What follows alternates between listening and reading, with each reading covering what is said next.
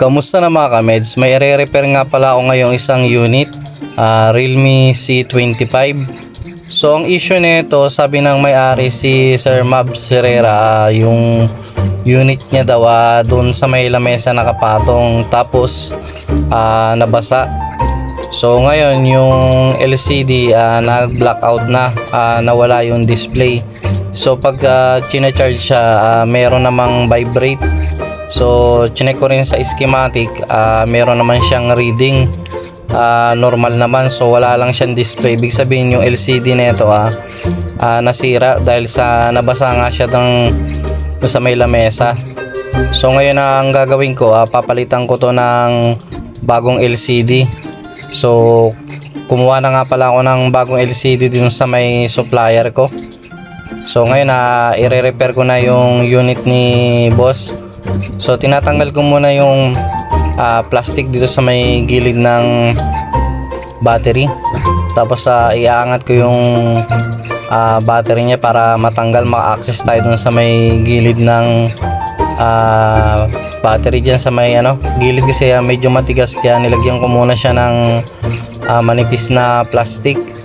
Tapos ayan nilagyan ko ng lighter fluid para medyo lumambot yung pandikit niya, matanggal din yung battery, kasi kailangan natin tanggalin yung battery na yan para ma-access yung flex doon sa may ilalim ng battery, flex ng LCD. So ayan dinagdagdagan ko ulit ng lighter fluid para mas lumambot yung pandikit ng battery. So medyo makapit kasi hindi pa to nabubuksan, first time pa lang tong mabuksan yung unit nya. So yan natanggal na yung battery. So ngayon i-testing ko muna dun sa may pang-charge ko ng battery para makargahan siya, kasi sobrang drain na yung battery na yan, kaya kakargahan ko muna dyan sa pangkarga ko ng mga mapatay na battery. So yan ikakabit ko na yung connector dun sa may pan-charge ko ng battery, para mamaya pag ikakabit ko na siya, makargahan dun sa may pang-charge ko ng battery. So binili ko rin yan sa Lazada para hindi na rin ako nahirapan kapag may mga patay na battery, dead bat, mas madali i-charge dyan. So ngayon tatanggalin ko na yung flex ng LCD para at least mapalitan na natin to ng bagong LCD. So hinihila ko nga pala dyan yung manipis na plastic.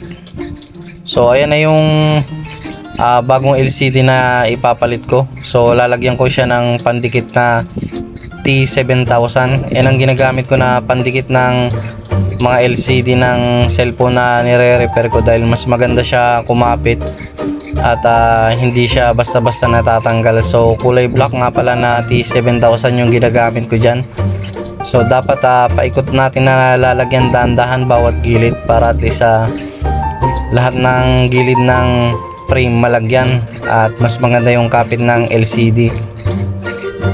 Tapos yan sa may ilalim din kailangan natin lagyan yan para at least hindi basta-basta matanggal yung LCD na ikakabit natin na bago. So yan ididiin lang ng bahagya para at least yung LCD kumapit dun sa may frame. So ngayon lalagyan ko na siya ng masking tape para ma-fix na rin yung LCD. So kailangan bawat gilid lalagyan natin ng masking tape para mas maganda yung lapat niya. Tapos yung mga sobra na pandikit na lumalabas kailangan tanggalin din natin. So yan paikot ko na nilalagyan. So chinek ulit kung okay yung touch. So kailangan din natin na siguro din na okay yung touchscreen ng LCD na ipapalit natin. Pero tinesting ko na to bago ko kinuha dun sa supplier ko, kaya sure na ako na okay tong LCD na kinuha ko. Kasi bago ko binibili kinukuha at tinetesting ko muna dun sa may pwesto ng supplier ko para sureball na walang diferensya yung LCD. So ayan dinagdagan ko rin ng tape para at least mas maganda yung pagka-fix nya. So salamat nga pala kay Boss Mabs Herrera sa pagpa-repair ng kanyang cellphone. Nagtiwala sa akin, so nag-PM lang pala sa akin na yun nga nangyari sa cellphone niya. So ayan si boss, salamat, at sa susunod na mga ipapa-repair mo, PM mo lang ako.